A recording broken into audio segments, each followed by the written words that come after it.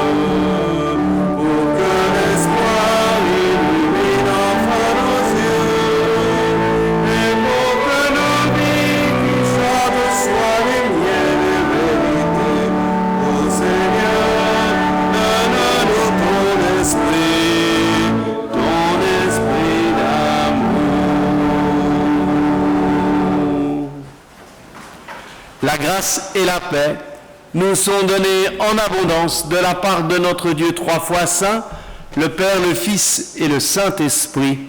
Oui, que ce Dieu éternellement béni puisse nous bénir, puissions-nous trouver en lui la force, le réconfort, l'espérance dont nous avons besoin. Bienvenue à chacune et chacun d'entre vous pour ce culte. Alors, j'ai l'habitude de dire que j'accueille les gens chaleureusement, mais là, aujourd'hui, faut plutôt que je vous accueille fraîchement, mais... Et en chantant la première strophe de ce cantique, vous aurez remarqué qu'on a chanté « Pour que le ciel de nos rêves soit plus chaud ». Je ne sais pas si c'était le bon cantique à choisir pour ce matin. Toujours est-il que c'est un grand plaisir de vous accueillir pour ce culte. Nous sommes entrés dans le mode un peu estival, en tout cas la température nous le rappelle, mais aussi l'agenda paroissial qui est quand même plus tranquille durant cette période. Mais vous êtes là, nous sommes ensemble pour louer le Seigneur et c'est un grand plaisir que de vous accueillir. Nous allons entrer dans la louange en dialoguant le psaume 34. C'est Françoise qui nous conduit dans cette prière.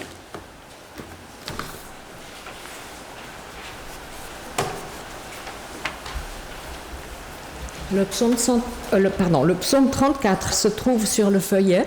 Je lirai les versets en clair et vous invite à lire les passages en gras.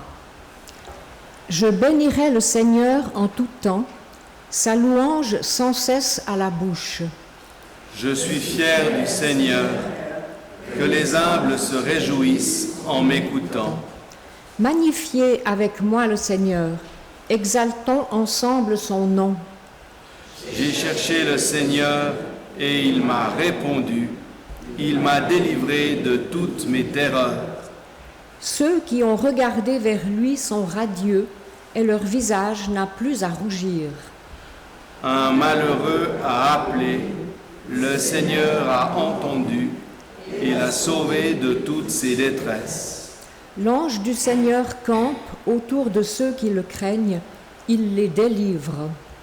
Voyez et appréciez combien le Seigneur est bon. Heureux l'homme dont il est le refuge.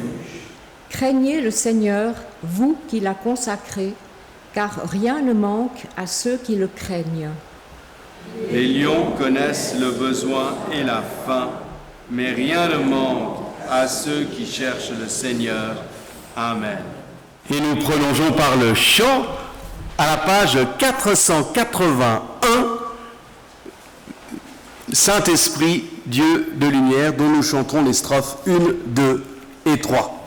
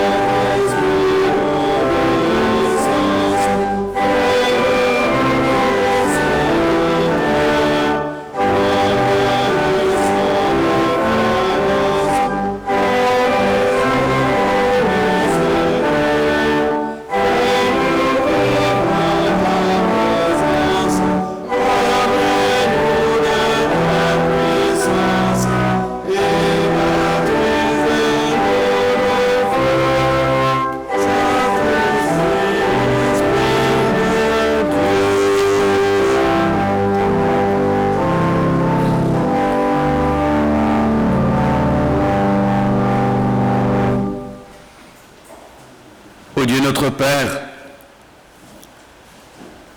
souvent nous sommes indignés devant l'indécence des riches, étalant leur luxe et leur faste face à la misère des autres, devant l'immoralité des nations intégrant des commerces inéquitables, exploitant les plus pauvres, devant notre passivité ou notre faculté à nous habituer trop vite aux injustices et à la misère. Devant cette situation, nous nous sentons coupables, malheureux, démunis.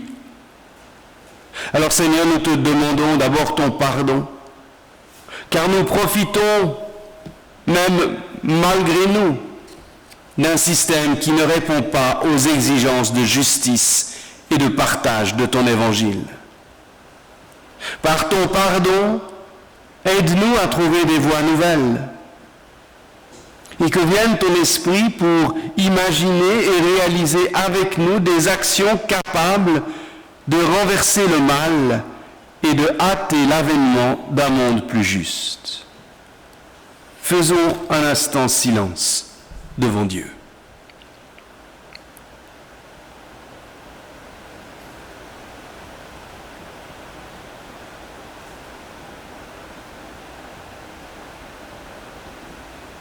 Oui, frères et sœurs, le Seigneur est un Dieu exigeant qui attend de nous que nous nous engagions à sa suite. Mais avant toute chose, il est un Dieu généreux et bienveillant. Son amour pour nous jamais ne faiblira. C'est avec cette confiance que nous pouvons aller à lui, avec l'assurance qu'il nous offre son pardon. Un pardon qui toujours nous relève, nous restaure et nous met en route. Amen. Et c'est avec l'assurance du pardon de Dieu que nous pouvons réentendre la loi de Dieu telle qu'il nous l'a donnée, non pas comme ce qui derrière nous nous accable, mais comme l'horizon vers lequel nous voulons tendre. Nous disons ensemble, tous ensemble, les 10 commandements que vous retrouverez à la page 1097, et nous allons les dire ensemble. Disons ensemble. Je suis le Seigneur ton Dieu qui t'ai libéré de l'esclavage. Tu n'auras pas d'autre Dieu que moi. Tu ne te feras pas d'image pour te prosterner devant elles et pour les servir, car je suis le Seigneur ton Dieu. Tu ne prononceras pas à tort le nom du Seigneur ton Dieu. Souviens-toi du jour du repos pour le sanctifier. Honore ton père et ta mère. Tu ne commettras pas de meurtre. Tu ne commettras pas d'adultère. Tu ne commettras pas de vol. Tu ne porteras pas de faux témoignages contre ton prochain. Tu ne convoiteras rien de ce qui appartient à ton prochain. Et rendons grâce à Dieu notre Père par le chant en prenant le petit cantique du numéro à la page 650, Abba Père. Je vous invite à vous lever pour chanter.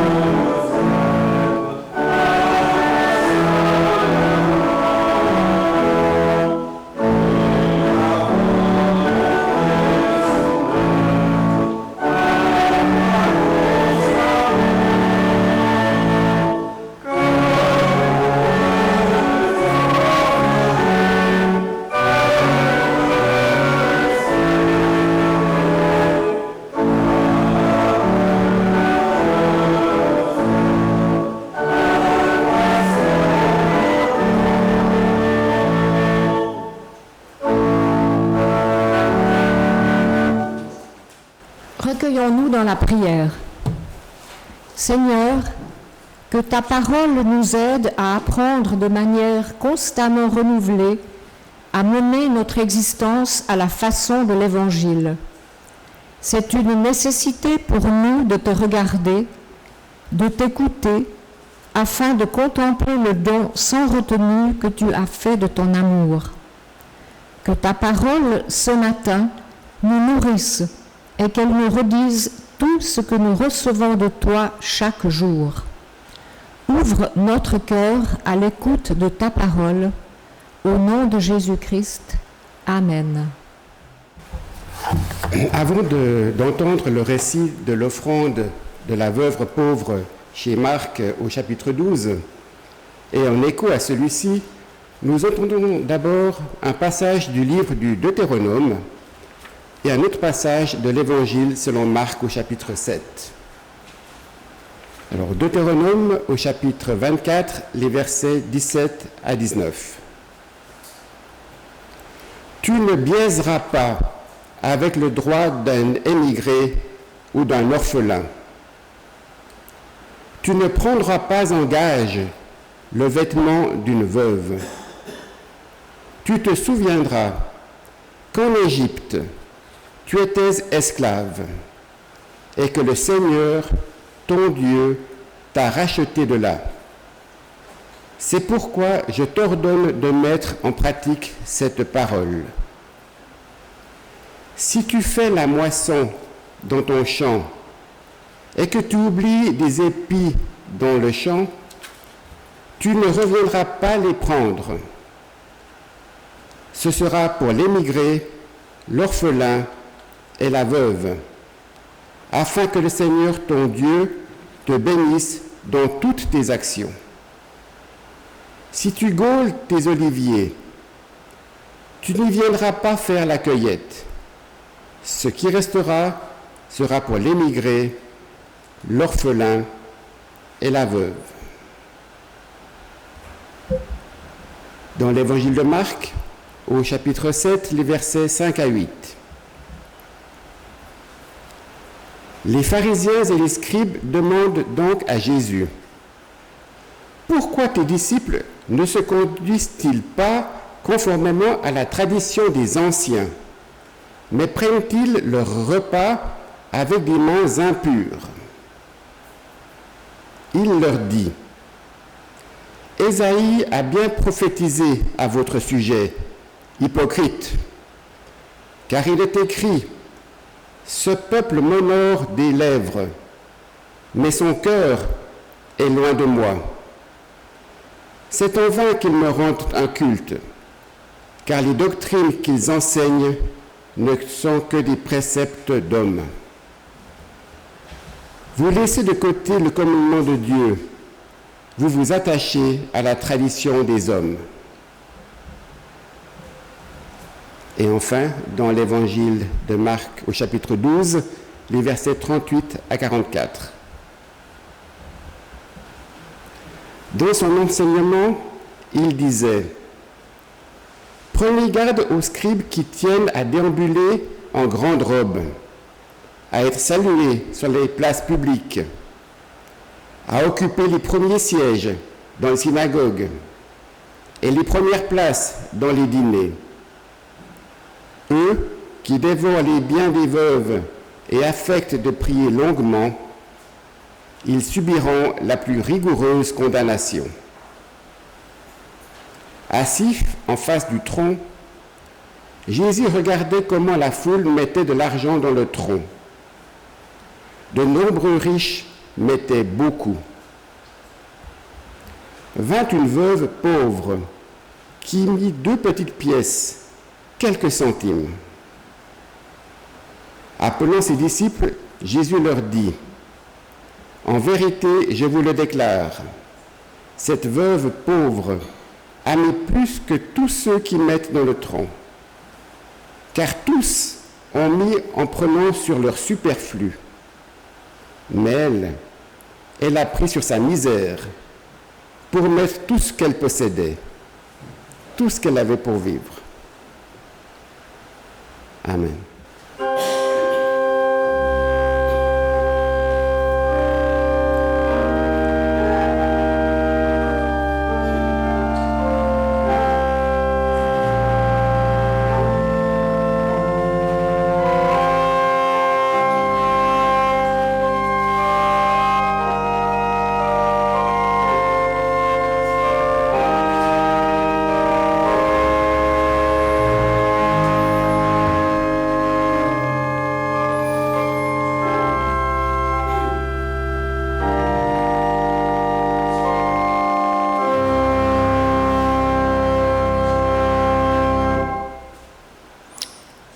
Vous en conviendrez, personne n'est vraiment à l'aise avec la question de l'argent et du don. Surtout si on essaye de vivre selon les principes de l'Évangile qui nous invite au partage, à la générosité. on n'est pas les plus riches, et il y en a, on le sait, qui pourraient, avec leur seul argent personnel, résoudre quasiment la question de la faim dans le monde. On n'est pas les plus riches, certes, mais on n'est pas les plus pauvres non plus. Et même sans vivre dans l'opulence, il faut bien reconnaître que chacun de nous avons plus que le nécessaire. On le voit bien quand on déménage. Alors, faudrait-il, à l'image des frères et des sœurs qui entrent au couvent, faire vœu de pauvreté pour être vraiment fidèles à l'Évangile? La question est plus que compliquée. Car, de fait, nous ne recevons pas tous la même vocation. Et certains peuvent avoir profondément et légitimement reçu la vocation de chef d'entreprise. Et c'est bien, si cela engendre de la richesse partagée et permet à beaucoup d'avoir du travail. Il n'y a pas de mal à cela.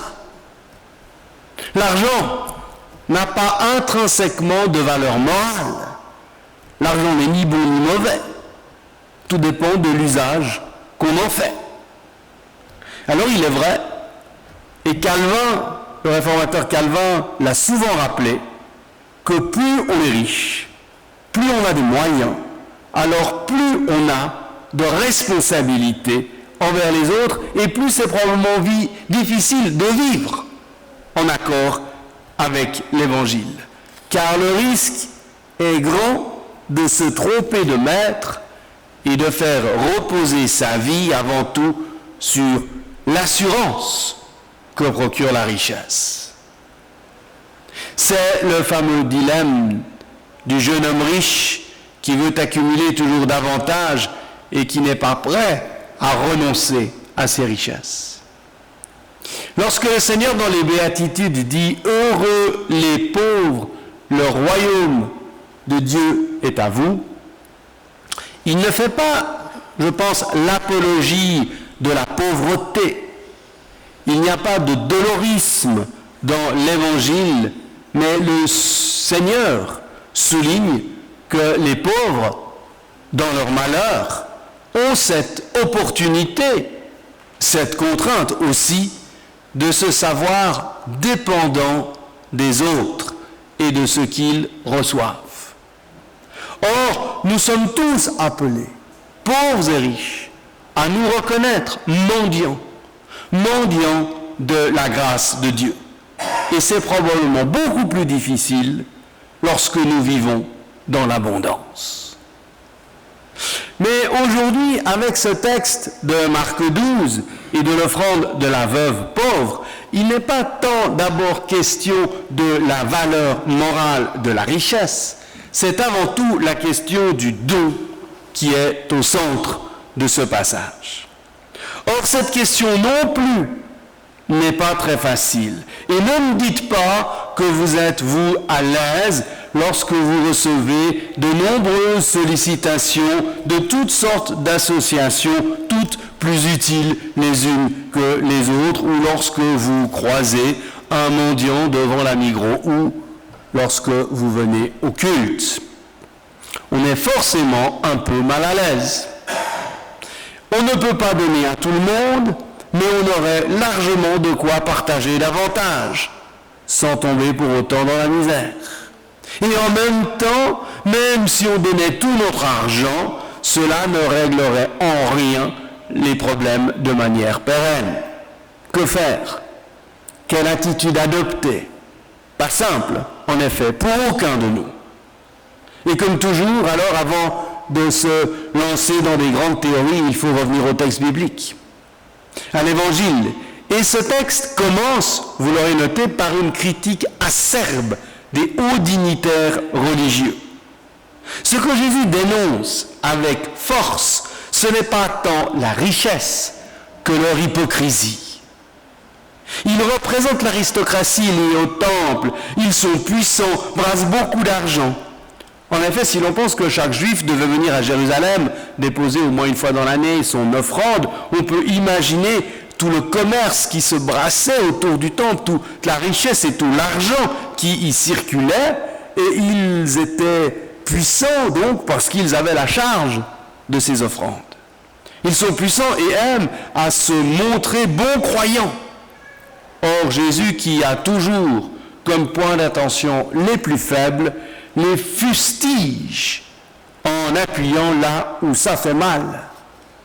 Dans la Bible, à de nombreuses reprises, il est mentionné l'attention que l'on doit porter pour les plus faibles, symbolisée par la veuve, l'orphelin et l'immigré. Le texte du Deutéronome magnifique l'a rappelé.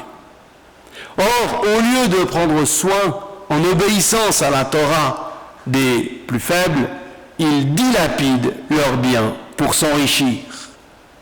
Dans une controverse précédente avec les pharisiens, Jésus avait déjà cité, on l'a entendu, ce passage d'Ésaïe. Ce peuple m'honore des lèvres, mais son cœur est loin de moi.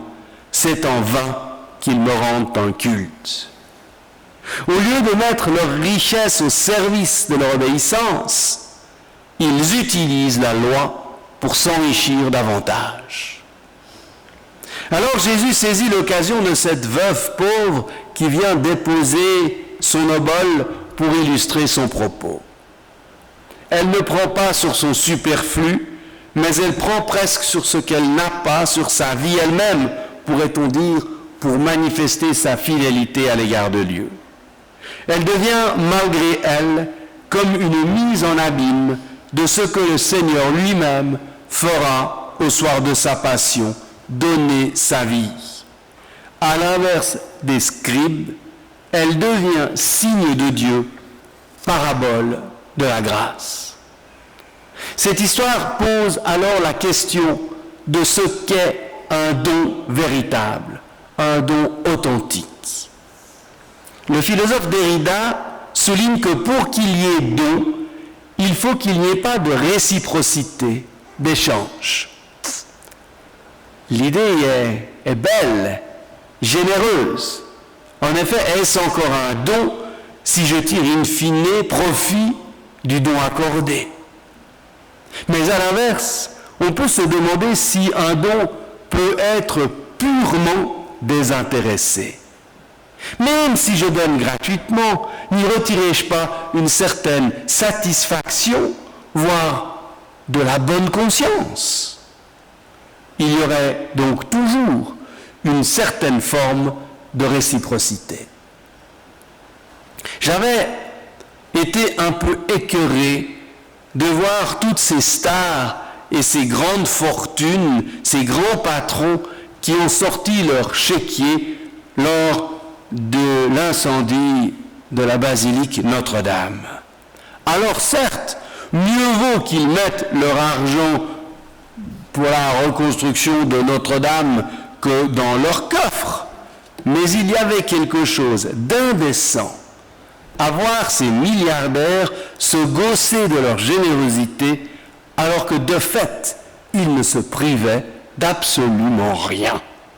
Ils ne prenaient que sur leur inique surabondance. Alors oui, il est légitime d'interpeller ces riches. Mais si l'on veut être honnête, nous sommes à notre niveau empêtrés dans les mêmes contradictions. J'ai beau essayer d'être généreux, de ne pas être prisonnier de mes peurs de manquer, soutenir chaque mois différentes associations. Il n'en demeure pas moins que je ne suis pas prêt à me priver des vacances pour donner tout l'argent prévu au CSP, où l'argent serait certainement pourtant mieux utilisé pour des besoins plus impérieux que mes vacances. Alors je ne dis pas ça pour vous gâcher les vacances, je vous le rassure, je prendrai les miennes aussi. Mais pour nous rappeler qu'un don, pour qu'il soit véritable, doit en quelque sorte faire mal. Cette histoire, pour illustrer mon propos, celle d'un enfant qui revient tout joyeux de l'école, expliquant à ses parents qu'ils vont organiser une collecte de jouets pour des enfants qui n'en reçoivent pas à Noël. Et chaque enfant est appelé invité à ramener à l'école un de ses jouets. Et l'enfant alors va dans sa chambre tout joyeux et passe en revue l'ensemble de ses jouets et voit la difficulté qu'il y a de se séparer de ses jouets et finit par proposer un vieux jouet tout déglingué, le seul dont il peut se séparer sans trop de difficulté. De même, lorsque nous apportons nos habits ou nos vieux meubles à la renfile, encore une fois, c'est très bien et c'est beaucoup mieux que de les jeter. Mais est-ce vraiment un don si de toute manière ces habits ne sont de plus aucune utilité? Nous sommes tous confrontés à ces questions difficiles et à un certain sentiment d'incohérence. Alors une manière de résoudre le problème serait de chiffrer le don exigible pour chacun. C'est bien ce que propose le Premier Testament avec la question de la dîme, c'est-à-dire de verser 10% de ses revenus. Mais serions-nous pour autant en règle si nous payions la dîme? C'est presque trop facile si on lui dit combien il faut donner pour être en règle. C'est encore une fois le problème du jeune homme riche qui dit qu'il a déjà payé la dîme, qu'il est prêt à faire plus même. Mais là n'est pas son problème. Le problème, ce n'est pas dans la quantité du don qu'il est prêt à lâcher. Là n'est pas son problème. Avant d'être une question de quantité, pour le dire ainsi, le don est avant tout une question de qualité, d'engagement, d'implication personnelle. Et il n'y a pas que le don d'argent, il y a le don de son temps, d'engagement, d'amour, don de sa personne. Difficile à calculer. La difficulté que nous devons alors reconnaître, c'est que de toute manière, nous courons toujours derrière les exigences. Le but n'est pas tant d'arriver à résoudre une fois pour toutes cette quadrature du cercle que d'arriver à naviguer à travers nos incohérences et les difficultés pour garder le cap. Et c'est ici que prend tout son sens le geste de l'offrande dans le cadre du culte. Cette prédication a du reste été inspirée par une réflexion que nous avons menée dans le cadre du conseil de paroisse sur ce geste, sur ce moment du culte. Non seulement, évidemment que l'offrande est nécessaire pour l'argent récolté, nécessaire parce qu'il permet à la communauté de continuer sa mission, mais peut-être encore davantage que pour l'argent qu'il permet de récolter, l'offrande est nécessaire comme une piqûre de rappel de la nécessité de vivre un don qui nous coûte quelque chose.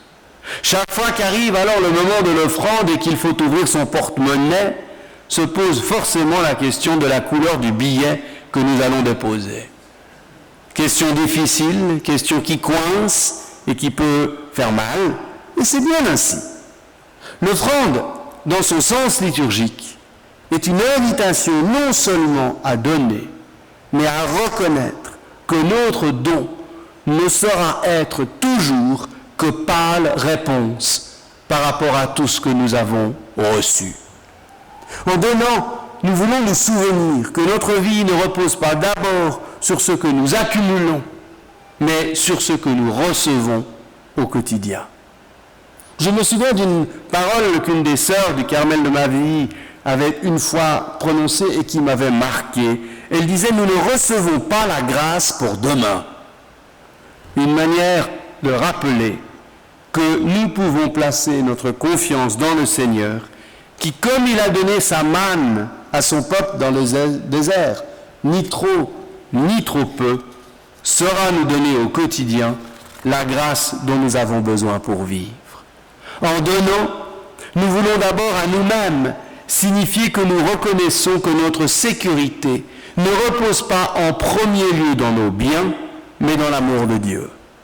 Peut-être alors que si le don absolument libre, libéré de toute réciprocité n'existe pas, comme nous le disions tout à l'heure, le don a toutefois à voir avec la liberté, dans le sens où le don devient par essence l'expression de ma liberté.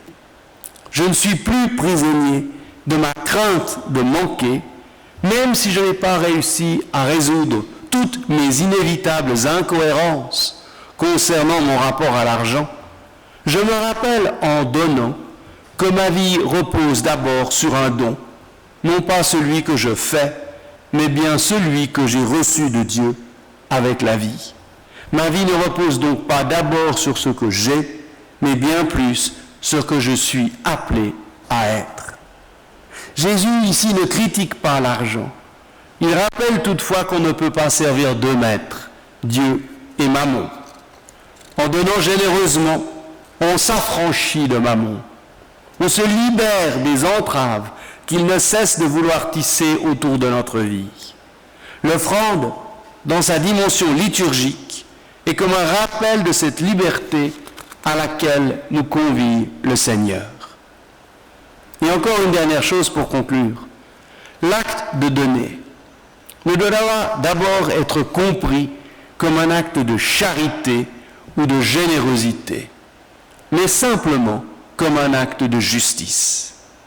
À titre d'exemple, quand un pays comme la Suisse verse quelques millions dans le cadre d'un programme d'aide au développement pour les pays pauvres, elle fait certes un geste louable, mais si en même temps elle ne fait rien pour enrayer un système qui fait que les pays riches continuent de s'enrichir sur le dos des plus pauvres, ce don risque sinon d'être vain, car il n'y a jamais de don vain, du moins fortement insuffisant. Dans son magnifique passage du Sermon sur la montagne et ce passage sur les soucis en Matthieu 6, vous savez, ne vous faites pas du souci pour le lendemain s'inquiétera de lui-même. Eh bien, Jésus, après avoir appelé à cette confiance, finit en concluant par cette phrase forte: cherchez d'abord la justice et le royaume de Dieu, et toutes ces choses vous seront données par surcroît. Cherchez d'abord la justice. C'est d'abord la justice que nous devons avoir en point de mire et non la charité lorsque nous donnons. Nous n'arriverons certainement jamais à résoudre toutes nos incohérences de manière définitive et notre rapport à l'argent restera toujours ambigu. Mais nous pouvons, par la liberté que nous voulons exprimer dans l'acte de donner, faire avancer un tant soit peu la justice. Ce serait déjà pas mal. Et tout le reste, comme le dit l'Évangile, nous sera donné par surcroît. Nous pouvons en avoir l'assurance. Demain, la grâce nous sera encore donnée au jour le jour. Amen.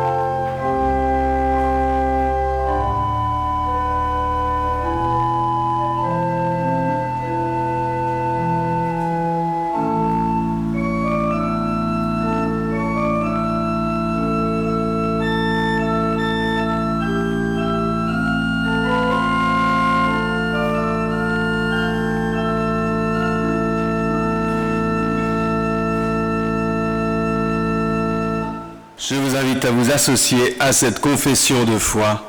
Prions. Je crois en Dieu, mon Père, et Père de tous les êtres humains. Son chemin vers moi et mon chemin vers lui passe par Jésus de Nazareth, le Christ. Je crois que l'Esprit de Dieu agit dans mon cœur et dans le cœur des autres. À moi de faire silence, de l'entendre et de le mettre en œuvre. Amen. Seigneur notre Dieu, nous sommes venus ce matin à l'écoute de ta parole. Nous avons pris ce temps du rendez-vous avec Dieu, du rendez-vous avec nous-mêmes peut-être aussi. Nous avons voulu te louer, t'écouter. Et Seigneur, nous voulons aussi te prier pour te dire le trouble que nous recevons, que nous ressentons devant le monde d'aujourd'hui. Tant de violence et de misère dans ce monde. Un conflit chasse l'autre à la une des médias. Semaine après semaine, la violence s'abat sur l'Ukraine, sur Gaza, au Soudan, dans le Nord Kivu, sans parler de tous ces autres conflits, tous ces lieux de violence ou d'oppression. Tant de communautés chrétiennes ne peuvent célébrer en paix. Seigneur, soutiens-les, bénis-les, accompagne-les et renforce notre communion de prière. Et en même temps, en ce temps de vacances, nous aimerions aussi te prier pour que la plupart d'entre nous puissions vivre ce temps avec une forme de légèreté et d'insouciance. Que ce temps d'été, ce temps de repos, ce temps où l'on vit un rythme différent, puisse faire du bien aux enfants, aux familles, qu'ils puissent se retrouver ensemble, s'enrichir mutuellement, se reposer.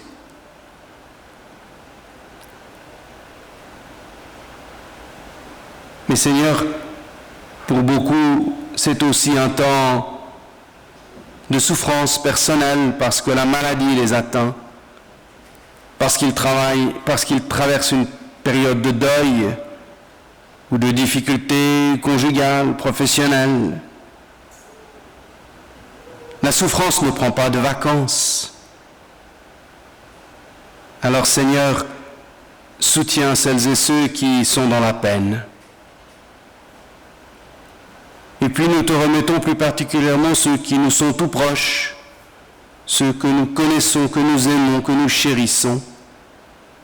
Et nous te demandons, oui, ta bénédiction sur ces personnes que nous aimons. Et puis nous te prions pour notre communauté, qui après une année bien remplie, vit ces temps d'été comme un temps un peu de repos, de ressourcement, avant de nous lancer avec toi dans une nouvelle aventure. Alors Seigneur, bénis notre communauté et bénis les communautés chrétiennes ici à Genève, catholiques, protestantes, évangéliques, orthodoxes, pour qu'ensemble nous puissions vraiment être tes témoins dans la cité. Seigneur, toutes nos prières, nous voulons maintenant les réunir dans celles que tu nous as enseignées et que nous voulons te dire d'un même cœur.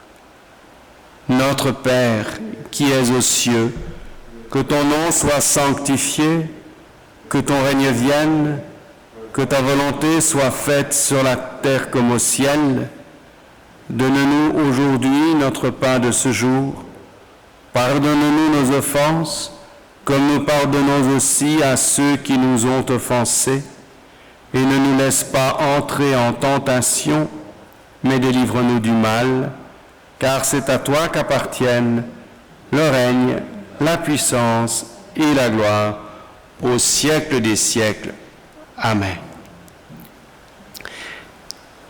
Arrivé bientôt au terme de cette célébration, quelques annonces pour vous dire que si toutes les activités ordinaires de la paroisse, tous les groupes de jeunes, d'enfants, etc. vont être un peu en parenthèse pendant ces mois de juillet-août, à part les quelques camps et autres organisés pour toutes les tranches d'âge, eh bien il y a un rendez-vous qu'on maintient semaine après semaine durant tout l'été, c'est Bible Vert.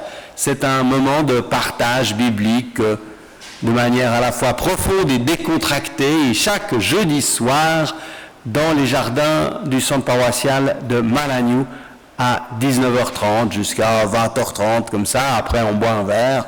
C'est tout à fait sympathique et ça permet d'avoir un petit rendez-vous comme ça dans la semaine, tout l'été. J'aurai le plaisir encore de présider ce moment d'échange biblique jeudi prochain sur un texte assez coton, puisque c'est ce fameux texte de Luc 16 où il est dit qu'on peut se faire des amis avec l'argent trompeur. Enfin, c'est un texte très compliqué. C'est pour ça que c'est bien de prendre des textes comme ça de temps en temps, parce que c'est difficile de prêcher dessus, mais de les travailler ensemble, des fois, c'est un peu...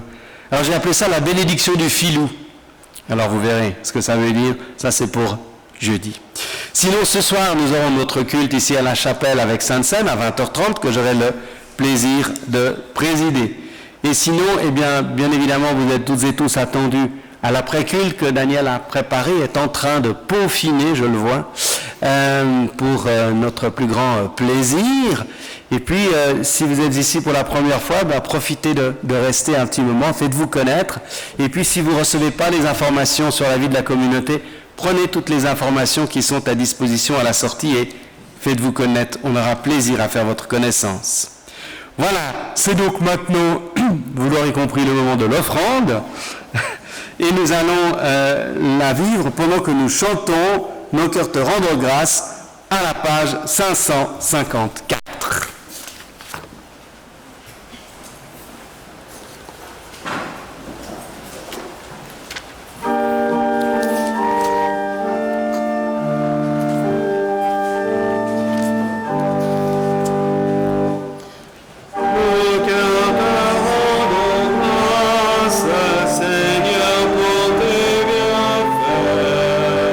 Toi, dont l'amour surpasse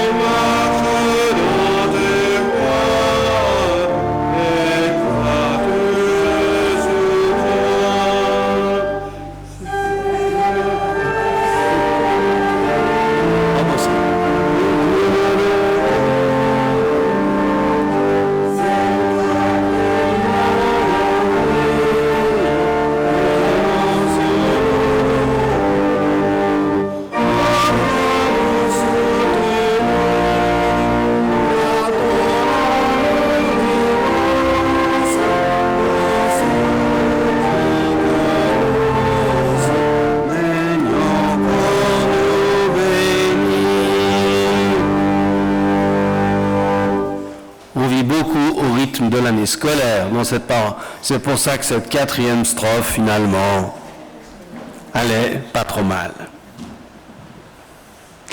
Offrir consiste à enlever une part de soi afin de la présenter à l'autre en vue de son bonheur. Offrir est la marque indubitable du vivant plus grand que son égoïsme et le chacun pour soi. Offrir est le désir de se donner montré au grand jour. Offrir manifeste la volonté de donner ce qu'on a de meilleur pour que l'autre puisse s'en nourrir. Entre nos mains repose le fascinant pouvoir du don. D'où vient-il? Sinon de Dieu, qui est lui-même le don par excellence. Ô Seigneur, nous te le demandons humblement, reçois ce matin notre offrande. Elle est le signe de notre ardent désir de vivre librement en marchant à ta suite, jour après jour. Amen. Et que la bénédiction de Dieu nous garde et nous conduise dans sa paix. Que l'amour de Dieu le Père, la grâce de Jésus-Christ notre Seigneur et la communion du Saint-Esprit nous conduisent dans sa paix. Amen.